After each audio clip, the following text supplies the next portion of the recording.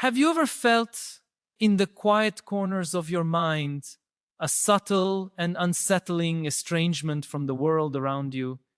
It is a strange sensation. The more you learn, the more you understand, the more you perceive, the less you feel able or willing to engage with the everyday rhythms of life. You sit in a cafe, listening to fragments of conversation, the chatter of trivial concerns, the confident assertions of those whose understanding you sense is shallow, and you feel an almost painful detachment. Headlines scroll endlessly across your screen, each more alarming, absurd, or banal than the last, and you realize you are watching a theater in which the performance has lost its meaning for you. It is not arrogance, nor a sense of superiority. It is something quieter, subtler, a withdrawal that comes from seeing too much, understanding too deeply, and yet feeling incapable of bridging the distance between your comprehension and that of the world around you. Throughout human history, we can observe a recurring and fascinating pattern. Those who attain deeper levels of consciousness, those who see beyond the surface of life, often retreat from its bustling center. Monks take to their monasteries. Philosophers isolate themselves in academies or studies. Artists disappear into their studios for years at a time.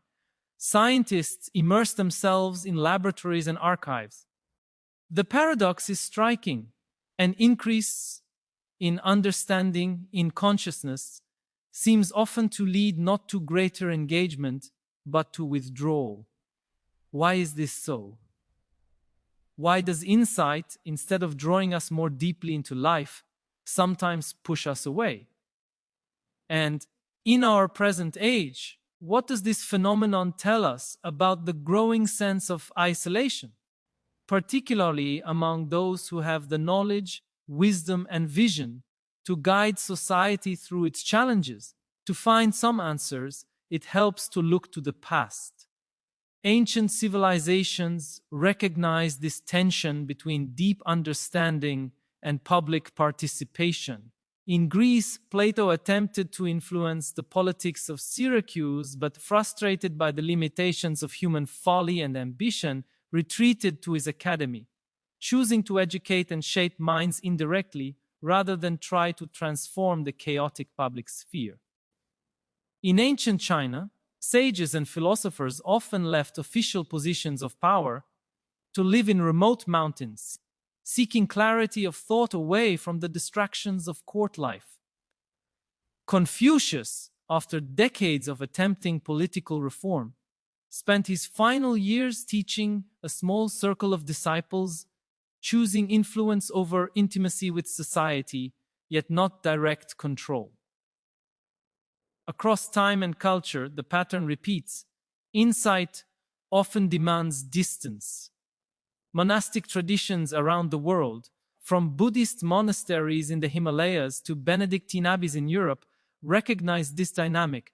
Those who saw deeply were given both the space to contemplate and structured roles to reintegrate their insights into society. Retreat was not abandonment, it was preparation, reflection, and preservation of wisdom. But what stands out about our era is the scale of withdrawal. We are no longer talking only about monks, philosophers, or artists. Today, ordinary individuals, students, professionals, writers, researchers, who have spent years accumulating knowledge, understanding complexity, and cultivating discernment often retreat psychologically, socially, and sometimes even physically. They withdraw from public discourse, from social media, from casual conversation. The modern monastery is sometimes a home office, a quiet room in an apartment, a curated online community, or simply the mental state of selective attention where engagement is minimal and highly filtered. Several factors contribute to this cognitive isolation. The first is what we might call cognitive overload, when one begins to perceive the intricate layers of almost every issue, political, social, ecological, or economic. The sheer volume of detail and nuance can make ordinary conversation exhausting. Imagine a climatologist listening to casual conversation about climate change, filled with misconceptions or memes, or a historian confronted with historical interpretations stripped of context and nuance. At first, you may correct, clarify, explain, but after hundreds of futile attempts, many withdraw. It is a matter of survival, a way to preserve the mind from constant frustration and mental fatigue. The second factor is values dissonance. The deeper one reflects on what truly matters, on human flourishing, morality, ethics, creativity, and the finite nature of life. The more alien ordinary cultural priorities can seem: status, superficial achievement, consumption, endless entertainment, these can appear increasingly arbitrary. There is no sense of superiority, only a misalignment between inner priorities and the dominant culture. The world that once felt engaging now feels strange, hollow, or even absurd. It is as though you have woken from a collective dream, and everyone around you remains asleep, trying desperately to pull you back into the illusion. A third factor is velocity. Modern life operates at a pace that favors speed over depth. News, social media, trends, cultural movements, they are all accelerated beyond the capacity for reflective thought. A thoughtful mind, accustomed to contemplation and careful evaluation, may find this relentless rhythm incompatible with its natural tendencies. Asking a reflective person to produce immediate opinions on complex matters is like asking a sculptor to create a masterpiece in a single hour. Eventually, withdrawal becomes not merely an option, but a necessary coping mechanism. But there is a darker layer to this isolation: the phenomenon of cognitive trauma. Deep understanding can be painful.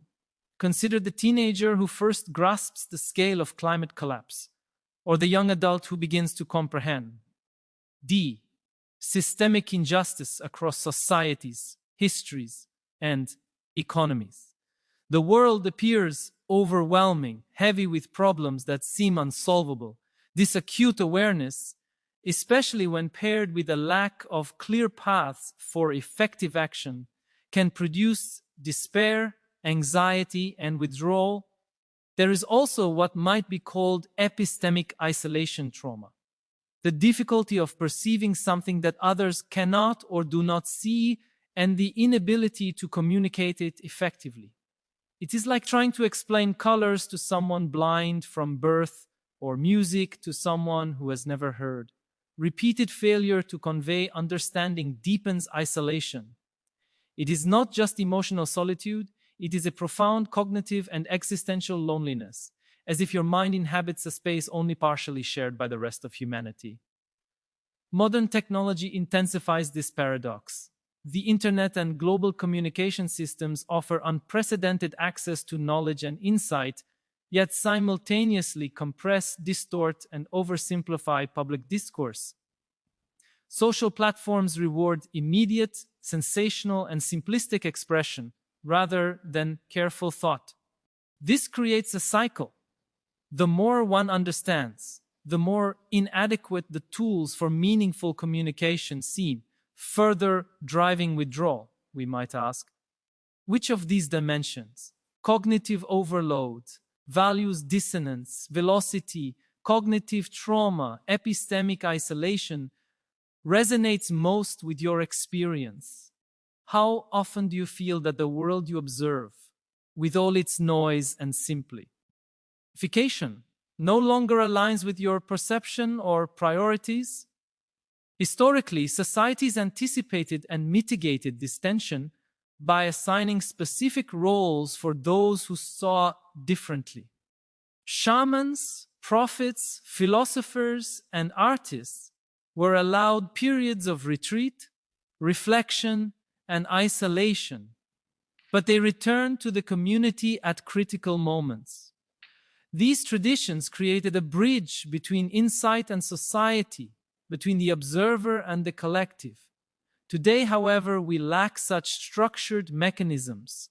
Modern institutions, media, and social norms often demand a binary choice: full participation, often at the expense of depth, or withdrawal into solitude. This dynamic has significant implications for collective problem solving. If the most perceptive, reflective individuals withdraw, public discourse is left dominated by confidence rather than knowledge, certainty rather than insight, simplicity rather than nuance. Consider the example of artificial intelligence. Experts recognize its enormous potential and equally profound risks. Yet public discussion oscillates between fear-driven dystopia and naive technophilia.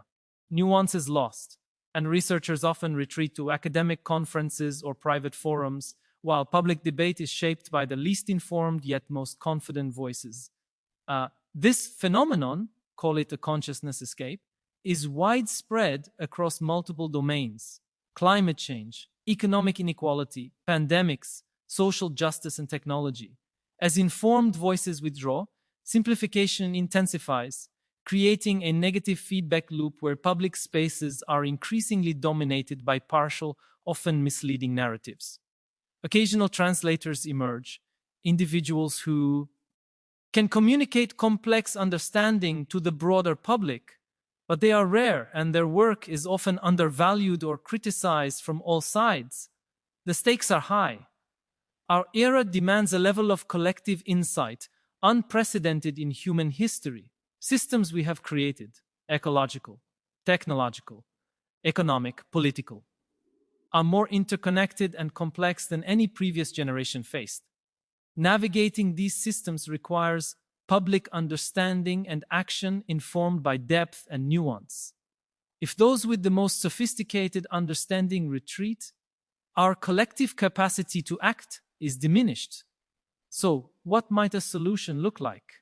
Part of it may involve creating new spaces for thoughtful engagement, forums, platforms, and communities that prioritize reflection over reaction, nuance over virality, accuracy over spectacle.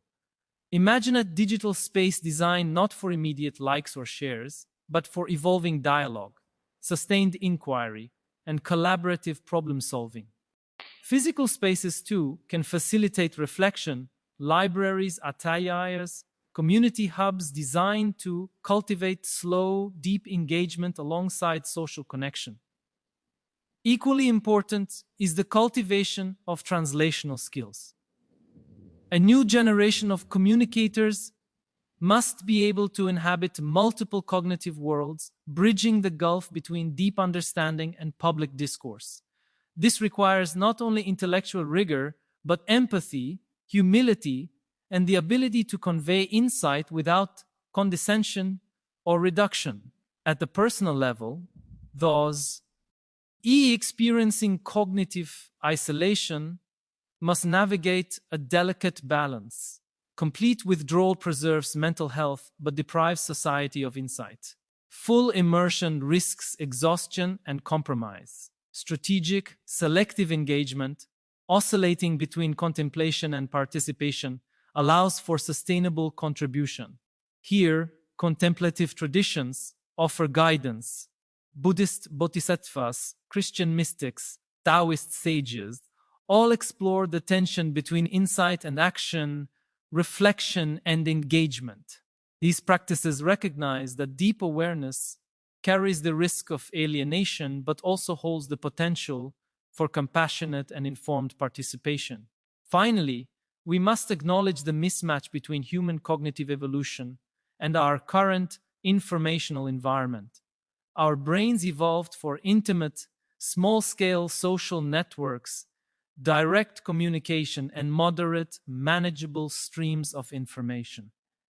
We now inhabit a world of vast networks, hyper-specialized knowledge, and accelerated, distorted information flows.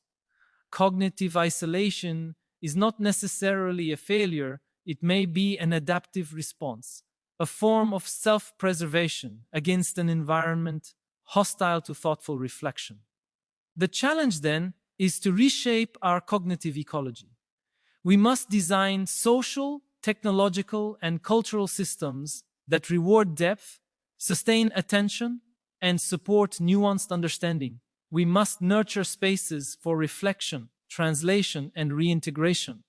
Experiments in alternative communities, deliberate DA, log, and carefully structured digital platforms hint at what is possible. Over time, these may form the seeds of a more resilient, sophisticated, and humane collective intelligence. The paradox of consciousness and isolation, while deeply personal, may also be the seed of societal transformation. Those who experience the tension most acutely, those who feel the world is moving too fast, is too shallow or incomprehensible, may ultimately lead the creation of new models of engagement, communication, and understanding. What seems like personal alienation may be the precursor to a more balanced and capable civilization, yet this transformation requires courage, the courage to resist complete withdrawal, to experiment with unconventional forms of engagement, to build communities of thought, and to persist in the face of incomprehension and frustration. And it requires patience and humility from the broader society, to listen to those who see differently, to recognize that their withdrawal may signal something real and urgent, and to value forms of participation that differ from the relentless pace of mainstream culture. In the end, the greatest challenge of our age may not be a single technical, ecological, or political problem. It may be the meta-problem: how to create a civilization capable of collective insight and action commensurate with the complexity of the systems we have built. How to ensure that expanded consciousness does not result in isolation, that profound understanding becomes a bridge rather than a barrier, and that humanity can act together effectively in a world that increasingly demands sophisticated, informed, and nuanced responses. Those who feel the weight of this paradox, the alienation, the isolation, the exhaustion, hold the potential to guide this transformation. If they can navigate between contemplation and engagement, reflection and action, distance and connection, they may show us how to move beyond the limitations of our current cognitive ecology. Perhaps the personal discomfort they feel is not a curse, but the necessary prelude to a wiser, more resilient, and more profoundly connected human society.